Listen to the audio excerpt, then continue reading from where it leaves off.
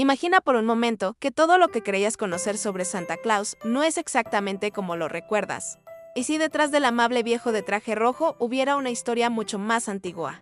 Más épica y más enigmática de lo que jamás imaginaste? Hoy vamos a sumergirnos en un viaje que atraviesa siglos, culturas y leyendas olvidadas para descubrir el verdadero origen de Santa Claus. Porque sí, detrás del jojojo y los regalos hay una figura histórica real, un hombre cuya vida dejó huellas tan profundas que terminaron transformándose en mito. Un hombre venerado por marineros, comerciantes, niños y reyes. Un personaje que aparece mencionado en textos antiguos, documentos históricos y crónicas medievales. Y aunque no forma parte de los evangelios bíblicos ni del Antiguo o Nuevo Testamento, desmintiendo varias teorías modernas, su legado sí está registrado en escritos cristianos tempranos y en tradiciones que se remontan al siglo IV. En este video vamos a revelar quién fue realmente San Nicolás de Myra, el obispo que dio origen al mito, qué milagros y leyendas lo convirtieron en uno de los santos más venerados del mundo, cómo pasó de ser un humilde protector de los necesitados a convertirse en el Santa Claus moderno, gracias a la literatura, el comercio, la inmigración y sí, incluso la política. Y descubriremos rituales antiguos, historias casi olvidadas y detalles tan sorprendentes que te harán ver la Navidad de una manera completamente distinta. Esto no será la típica historia que ya escuchaste 1000 veces.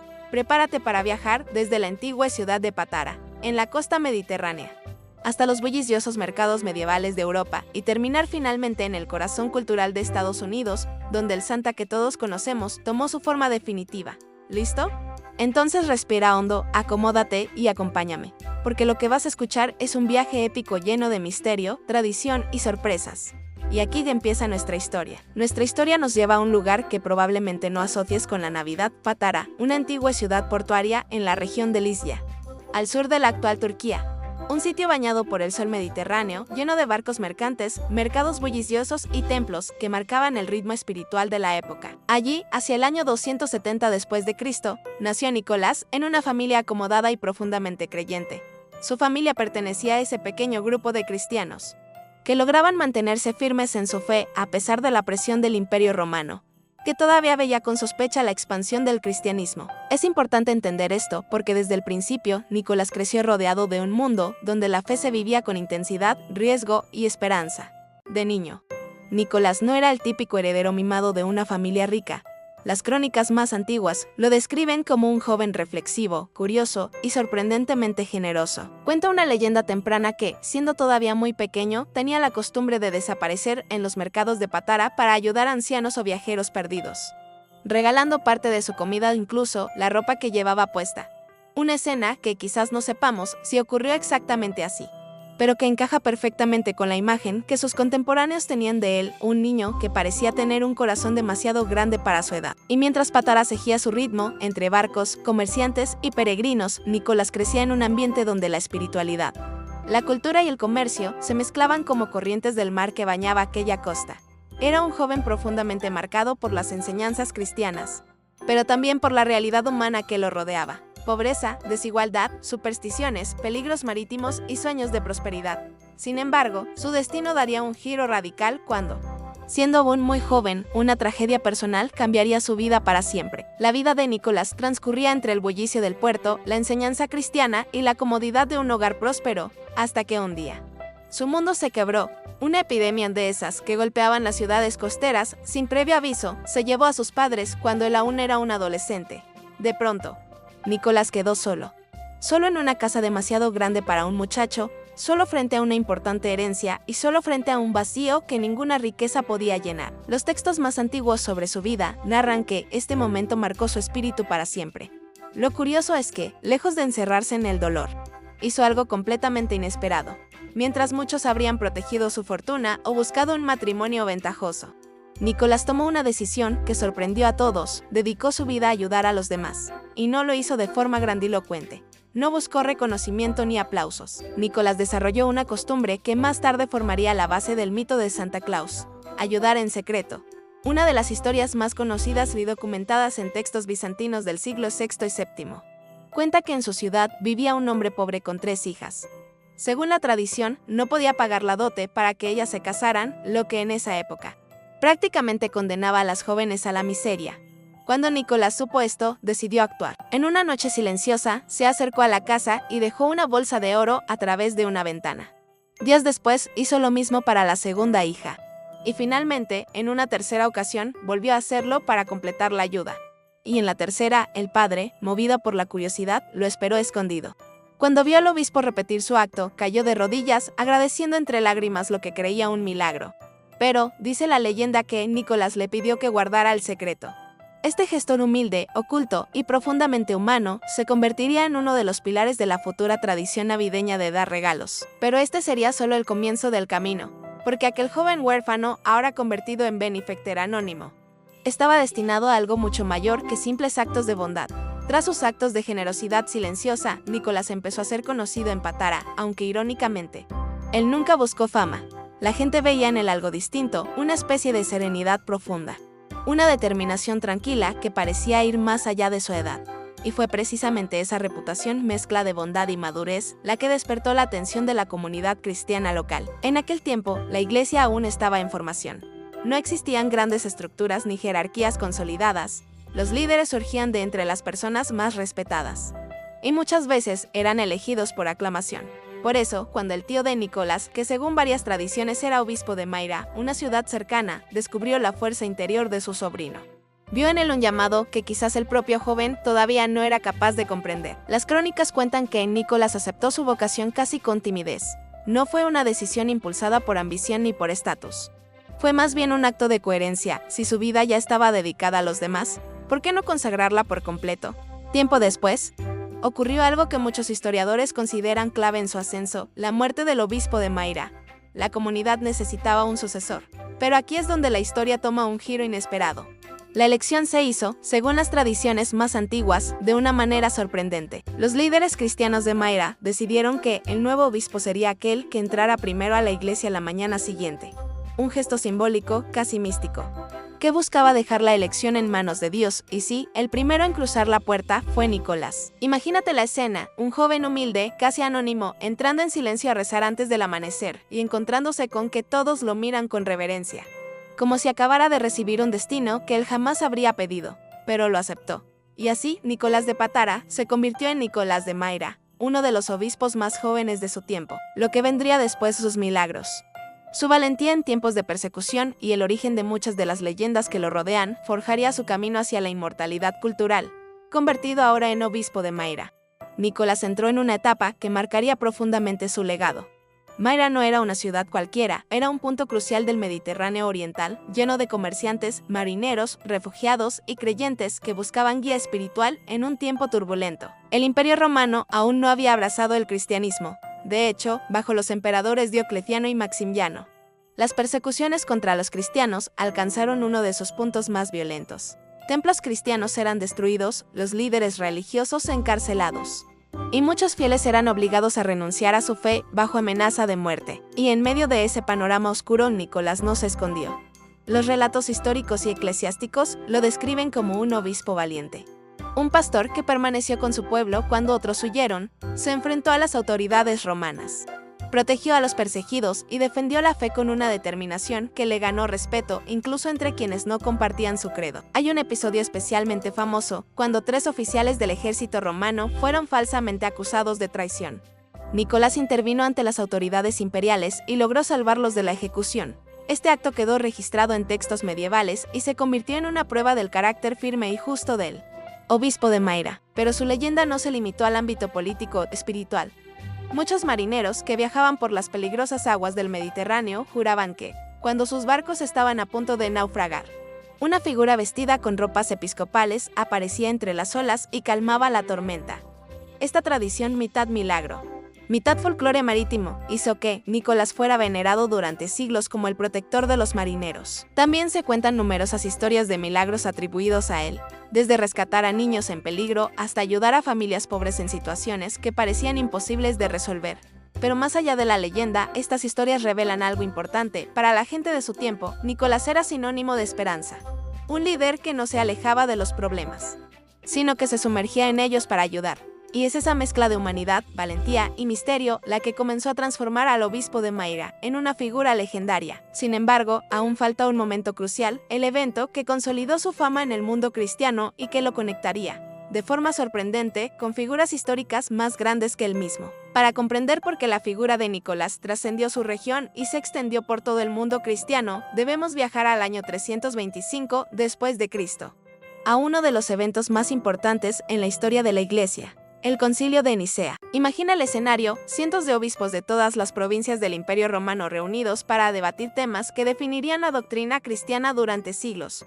Tras décadas de persecuciones, el cristianismo comenzaba a encontrar estabilidad bajo el emperador Constantino y ese concilio era un momento crucial para unificar creencias y prácticas. Y allí estaba Nicolás de Mayra. No era el más poderoso, ni el más influyente, ni el más prestigioso, pero su reputación de hombre justo y defensor de la fe le valió un lugar en la asamblea. De hecho, varias tradiciones citadas en documentos medievales y relatos posteriores lo describen como un participante apasionado, y es aquí donde aparece una de las historias más llamativas. Una leyenda que ha sobrevivido durante más de 1000 años. En el concilio se presentó la enseñanza del presbítero Arrio, quien creía que Jesús no era igual al Padre, sino una criatura creada después.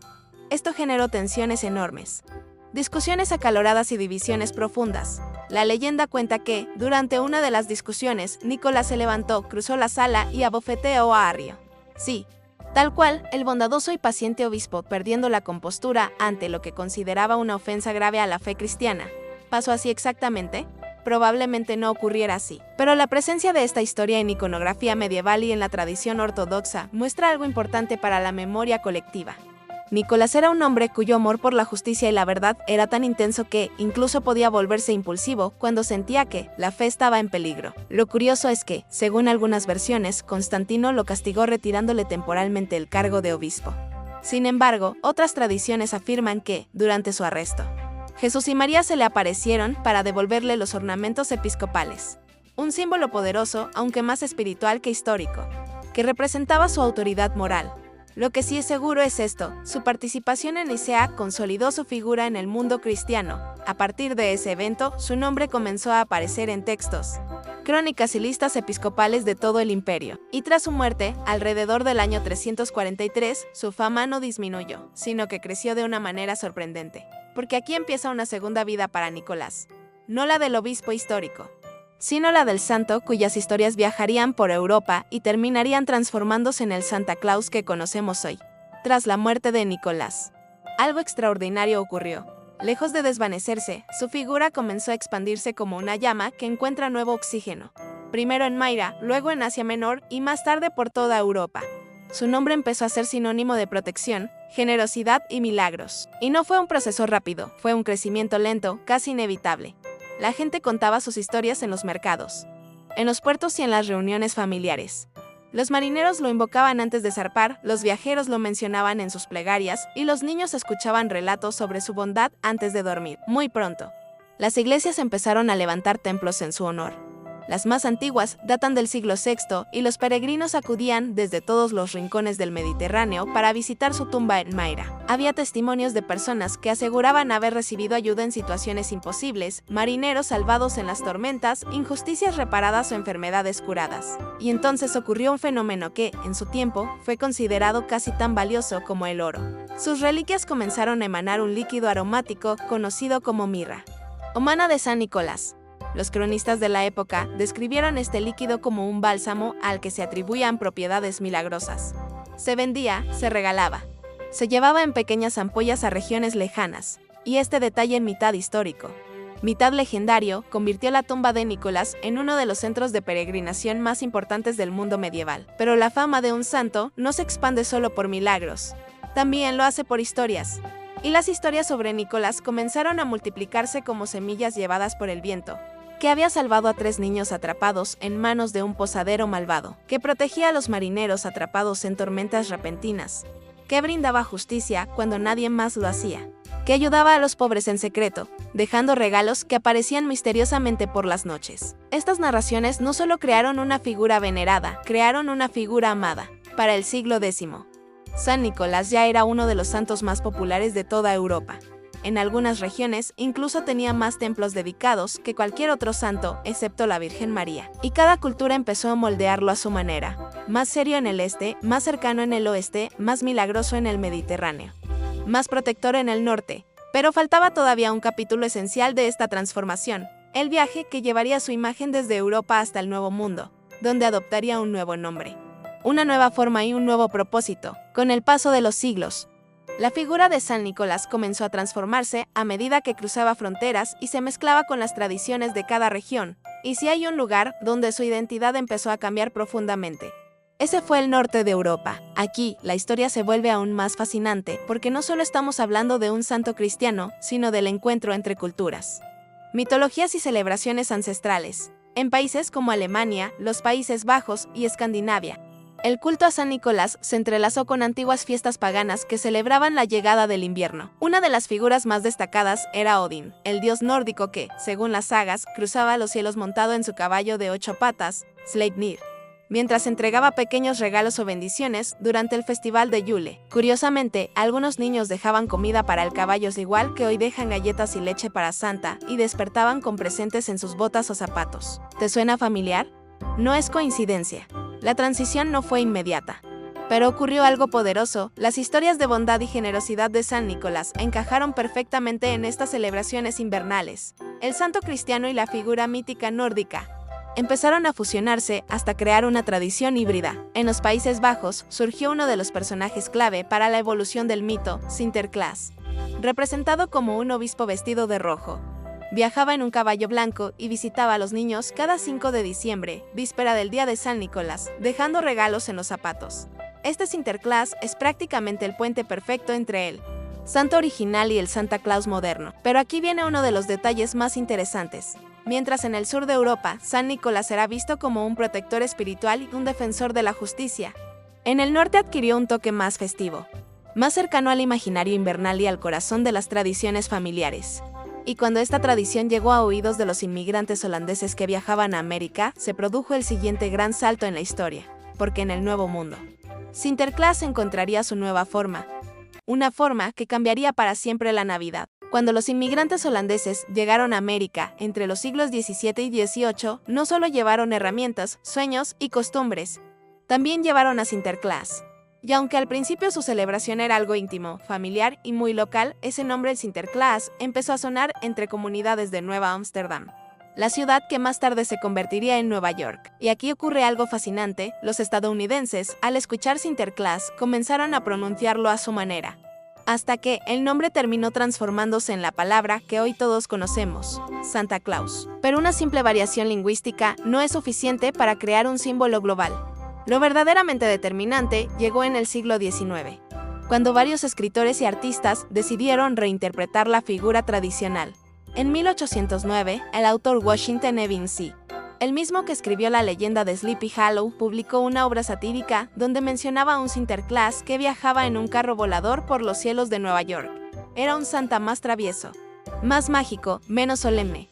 Y aunque el tono del libro era humorístico, esa imagen empezó a sembrar ideas. Pero el golpe definitivo llegó en 1823, cuando apareció un poema que cambiaría la Navidad para siempre, A Visit from Saint Nicholas, más conocido como The Night Before Christmas. En ese poema, Santa Claus es descrito por primera vez como un hombre alegre y regordete, que viaja en un trineo tirado por 8 renos, que entra a las casas por la chimenea, y que lleva un saco lleno de juguetes. Esta descripción no estaba basada en ninguna tradición medieval, ni en relatos bíblicos, ni en las historias originales de San Nicolás. Fue una creación literaria, pero una que encajó perfectamente en la imaginación popular. Y a partir de allí, la figura de Santa se volvió imparable. En el siglo XIX, el caricaturista Thomas Nast refinó su apariencia: barba blanca, botas de cuero, chamarra gruesa y un cinturón negro. También fue Nast quien introdujo por primera vez la idea del Polo Norte como su hogar. Un detalle que, curiosamente, no estaba vinculado a ninguna leyenda europea, sino al interés estadounidense por las expediciones polares que en ese momento capturaban la curiosidad del público. Para finales del siglo XIX, Santa Claus ya estaba completamente integrado en la cultura norteamericana. Era un personaje que combinaba la generosidad del obispo Nicolás, la magia invernal del folclore europeo, la imaginación literaria norteamericana. Pero la transformación aún no había terminado, porque faltaba el impulso final. el que llevaría a Santa Claus de ser una figura popular a convertirse en un icono global. A comienzos del siglo XX, Santa Claus ya era un personaje querido en Estados Unidos, pero aún no era la figura universal que todos tenemos en mente. Faltaba un impulso más. Un empujón que lo llevara a las pantallas, a las tiendas, a los libros, a la música y finalmente al corazón de prácticamente todo el mundo. Ese impulso llegó gracias a algo que quizás no te esperabas: la publicidad. En la década de 1930, una conocida empresa de bebidas carbonatadas encargó a un artista, Hedda Sundblom, crear una campaña navideña. Su misión era simple: representar a Santa Claus de una manera cálida, cercana y humana. Y lo que Sundblom creó marcó un antes y un después. Fue él quien dibujó al Santa robusto, alegre, vestido de rojo brillante con detalles blancos y una sonrisa que irradiaba simpatía. No fue la empresa quien inventó a Santa, eso es un mito muy extendido, pero sí fijó definitivamente su imagen moderna. Lo que antes variaba según el país, el artista o la tradición, ahora quedaba unificado en un solo estilo visual, uno que se volvería icónico. Pero no fue solo la publicidad. Al mismo tiempo, el cine. La radio y la televisión estaban comenzando a expandirse. Y Santa Claus encajaba perfectamente en ese nuevo mundo audiovisual: películas que reforzaban la magia de la Navidad, programas de radio, donde Santa respondía a cartas de niños, cuentos y postales que circulaban por millones de hogares, incluso centros comerciales que empezaron a usar santas reales para atraer familias. Para mediados del siglo XX, Santa ya no era solo un personaje cultural, era un símbolo universal, un puente entre tradiciones antiguas y modernidad, entre la nostalgia de Europa y el dinamismo de América, entre el viejo San Nicolás y el nuevo espíritu navideño global. Y mientras el personaje evolucionaba, algo curioso ocurría entre bastidores. Muchas personas empezaban a preguntarse de dónde venía realmente esta figura tan compleja. ¿Cuánto había de historia real? ¿Cuánto de paganismo antiguo? ¿Cuánto de creatividad moderna? Todas esas capas mezcla de fe, mitología, literatura, arte y cultura popular formaron el Santa Claus que hoy conocemos. Pero todavía falta un detalle clave, uno que suele pasar desapercibido. Y sin embargo, es esencial para comprender por qué Santa Claus logró algo que pocos personajes logran: convertirse en un símbolo no solo de una festividad, sino de un valor humano universal. Ahora que Santa Claus ya había tomado forma en el imaginario global, quedaba una pregunta central: ¿por qué este personaje, mezcla de santo, mito, literatura y cultura popular, conectó tanto con la humanidad? ¿Por qué trascendió religiones, idiomas, fronteras y generaciones? La respuesta no está solo en su historia, sino en lo que representa. Desde sus orígenes como Nicolás de Myra hay un hilo que nunca se rompió: la idea de que un acto de bondad, incluso cuando nadie te ve, puede cambiar vidas. Ese concepto, tan simple y a la vez tan poderoso, fue lo que permitió que su figura evolucionara sin perder esencia. Porque cuando los marineros medievales invocaban a San Nicolás, no estaban pensando en regalos, sino en protección. Cuando las familias europeas lo celebraban en invierno, no celebraban solo al santo, sino a la esperanza que trae la luz en las épocas más oscuras del año. Y cuando los autores americanos reimaginaron su figura, no buscaban un símbolo religioso, sino un rostro amable para la generosidad. De alguna manera, Santa Claus logró lo que muy pocos personajes han conseguido: convertirse en un espejo donde cada cultura proyecta lo que más valora. En algunos lugares encarna la justicia, en otros, la alegría del invierno, en otros, la magia de la niñez. Y para muchos, incluso sin una conexión religiosa, representa la posibilidad de que el mundo aún puede ser un lugar más amable de lo que parece. Lo más interesante es que esta transformación global no borró al Nicolás original. Al contrario, la esencia de aquel joven obispo que ayudaba a los necesitados en secreto sigue viva en el centro del personaje moderno. Detrás de la barba blanca y el trineo, aún late la misma enseñanza: dar sin esperar nada a cambio. Quizás por eso, a pesar de todas las versiones, idiomas y estilos, Santa Claus se convirtió en un símbolo universal. No es propiedad de una sola cultura, no es exclusivo de una religión.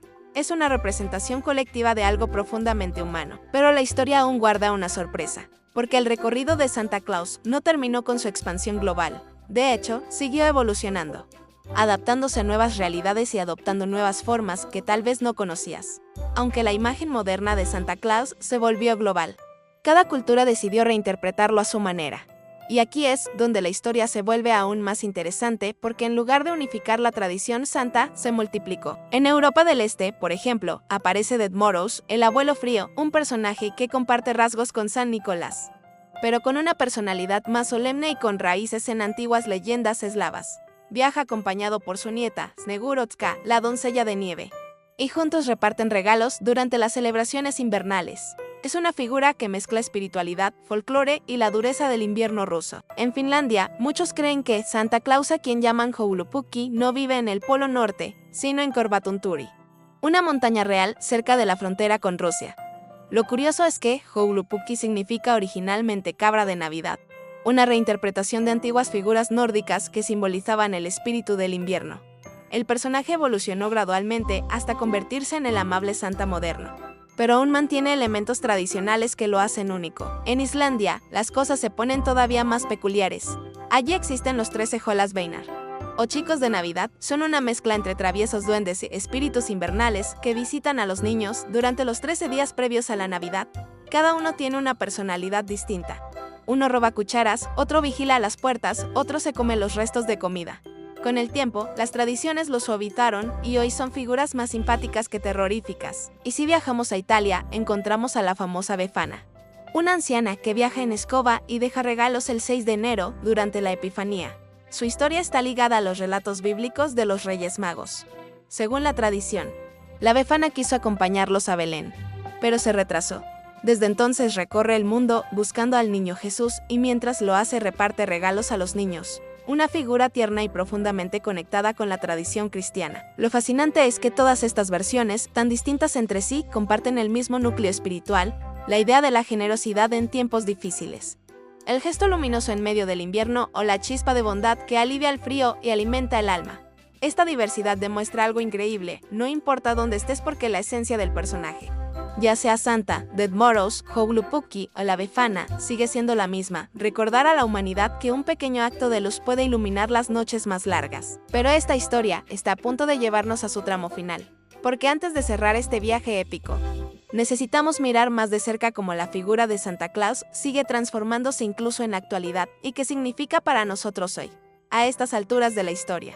Podría parecer que Santa Claus ya está completamente definido, que después de siglos de evolución, mezclas culturales, tradiciones religiosas y reinterpretaciones artísticas, ya no hay espacio para cambios.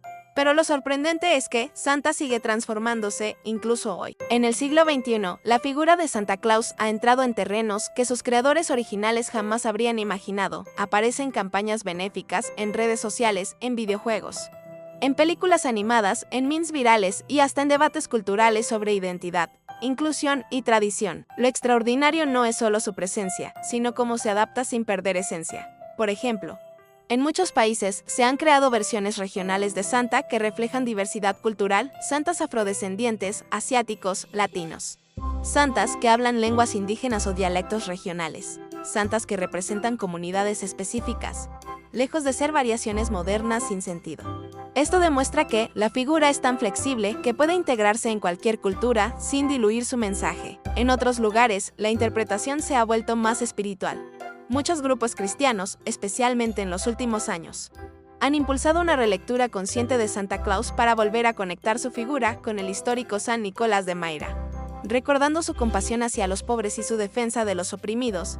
Esto ha generado un movimiento que rescata el significado profundo de su legado, la caridad auténtica, el dar en secreto, la ayuda desinteresada. Incluso en la cultura digital, Santa ha encontrado un nuevo hogar, mensajes personalizados por inteligencia artificial, tradiciones familiares que se transmiten por videollamadas, aplicaciones que permiten a los niños ver el recorrido del trineo en tiempo real. La tecnología no ha reemplazado la magia, simplemente la ha envuelto con nuevas herramientas. Pero quizá lo más interesante de esta etapa moderna es esto, en un mundo marcado por tensiones, divisiones y ritmos acelerados. Santa Claus sigue siendo uno de los pocos símbolos capaces de unir a millones de personas alrededor de una idea compartida, la esperanza. Esperanza en la bondad, esperanza en la generosidad, esperanza en que todavía podemos sorprendernos con pequeños gestos que iluminan la vida cotidiana. Y si lo piensas, eso no es casualidad. Viene directamente del corazón de su origen, del obispo Nicolás ayudando en silencio a una familia desesperada, cerrando la puerta suavemente para que nadie se enterara de que había dejado un saco de oro. Ese gesto, simple y poderoso, sigue vivo hoy. Pero antes de llegar a la reflexión final, necesitamos revisar otro aspecto crucial, cómo toda esta historia se conecta con nosotros, con nuestra manera de vivir la Navidad y con lo que significa creer en algo más grande que uno mismo. Hasta ahora hemos viajado por siglos de historias, documentos antiguos, leyendas, transformaciones culturales y simbolismos religiosos. Pero en este punto, vale la pena detenernos un momento, porque la historia de Santa Claus no es solo un relato sobre un personaje que reparte regalos. Es un espejo que refleja cómo entendemos la bondad, la fe, la generosidad y la esperanza. Piensa en esto, en pleno siglo XXI, rodeados de tecnología, noticias constantes, rutinas aceleradas y problemas globales, millones de personas siguen esperando un momento del año en el que el mundo se detenga, aunque sea por un instante, para creer en algo bueno. Y eso no es poca cosa. La figura de Santa, con todas sus versiones, capas y variaciones, se ha convertido en una especie de recordatorio colectivo. Un recordatorio de que existe una parte de nosotros que quiere creer en la gratitud, en los gestos nobles, en la posibilidad de un milagro pequeño pero significativo. Es curioso, pero muchas tradiciones antiguas ya hablaban de esta necesidad espiritual. En los evangelios y los textos bíblicos, especialmente en el Nuevo Testamento, se repite un mensaje que encaja perfectamente con la esencia de la Navidad. Hay más alegría en dar que en recibir, un principio simple, pero revolucionario. Un principio que San Nicolás encarnó una y otra vez. Y lo más fascinante es que, incluso si dejamos la religión aparte, la psicología moderna ha demostrado que el acto de dar genera bienestar emocional, fortalece vínculos y despierta empatía. Es como si la humanidad, desde tiempos bíblicos hasta la ciencia actual, estuviera de acuerdo en algo: dar nos hace más humanos. Por eso Santa Claus sigue siendo tan poderoso. Porque no representa una transacción material, sino una actitud moral. Porque habla una parte profunda de nosotros que no desaparece con la edad. Cuando un niño escribe una carta a Santa, está expresando esperanza. Cuando un adulto compra un regalo para alguien que quiere, está replicando el gesto de Nicolás. Cuando una familia se reúne y comparte, está recordando una tradición que se remonta siglos atrás, la tradición de la luz en medio de la noche más larga del año. Pero todo esto nos lleva a una pregunta más grande, quizá la más importante de todas: ¿qué queda de esta historia dentro de cada uno de nosotros? Hemos recorrido siglos, cruzado culturas y examinado creencias antiguas, y aún así hay una pregunta que flota en el aire: ¿por qué Santa Claus sigue importando tanto hoy? La respuesta es más sencilla y más profunda de lo que parece. Santa Claus no se mantiene vivo por sus renos, ni por su traje rojo, ni siquiera por su historia fascinante o sus raíces en la figura real de San Nicolás. Santa sigue vivo porque representa una idea que todos necesitamos, sin importar nuestra edad, país o creencias: la posibilidad de hacer el bien sin pedir nada a cambio. Cada vez que alguien da un regalo con cariño, ayuda en silencio o hace algo amable sin esperar reconocimiento, está encendiendo la misma chispa que movió a Nicolás hace más de 1600 años. Y esa chispa se contagia. Por eso, en un mundo donde a veces parece que la prisa y la desconfianza lo inundan todo, el mito de Santa funciona como un pequeño faro. Nos recuerda que siempre hay espacio para un gesto noble, una palabra amable, una acción que ilumina la vida de alguien. Aquí está la clave: Santa Claus no existe para que creamos en él, sino para que creamos en lo que él simboliza: la generosidad, la bondad, la esperanza en los demás. Y esa es la razón por la que, año tras año, generación tras generación, seguimos contando su historia, y por la que hoy estamos a punto de cerrar este viaje. Y así llegamos al final de este viaje. Un viaje que empezó en las antiguas ciudades del Mediterráneo, atravesó leyendas nórdicas, tradiciones cristianas, mitos europeos y transformaciones modernas, para recordarnos algo esencial: Santa Claus no es solo un personaje, es un legado, un recordatorio silencioso de que un solo acto de bondad puede cambiar la vida de alguien, de que, incluso en los tiempos más fríos, históricos o personales, siempre podemos ser la chispa que enciende un poco de luz. San Nicolás, con su discreción y su valentía moral, nos enseñó que dar sin esperar recompensa es una forma de amor que trasciende siglos. Las culturas del mundo, con sus variaciones del mito, nos mostraron que la generosidad puede adoptar 1000 rostros. Y la versión moderna de Santa nos recuerda que, incluso en un planeta acelerado y digital, seguimos necesitando esperanza. Pero ahora la pregunta cae directamente en tus manos. ¿Qué parte de esta historia te llevas contigo? ¿La valentía de ayudar en silencio? ¿La magia de creer en algo más grande? ¿La tradición que une a las personas? Nos encantaría saberlo. Déjanos en los comentarios qué es lo que más te ha impactado de esta historia. Si te ha gustado este viaje por el origen de Santa Claus, te invitamos a formar parte de esta comunidad que ama descubrir, aprender y sorprenderse. Suscríbete al canal, activa las notificaciones y acompáñanos en las próximas historias, donde seguiremos explorando misterios, leyendas y tradiciones que han moldeado nuestra cultura. Y recuerda esto, porque es la verdadera enseñanza que Santa nos deja: no necesitas un traje rojo para cambiar el mundo, solo un gesto de bondad sincera. Gracias por acompañarnos. Nos vemos en la próxima aventura.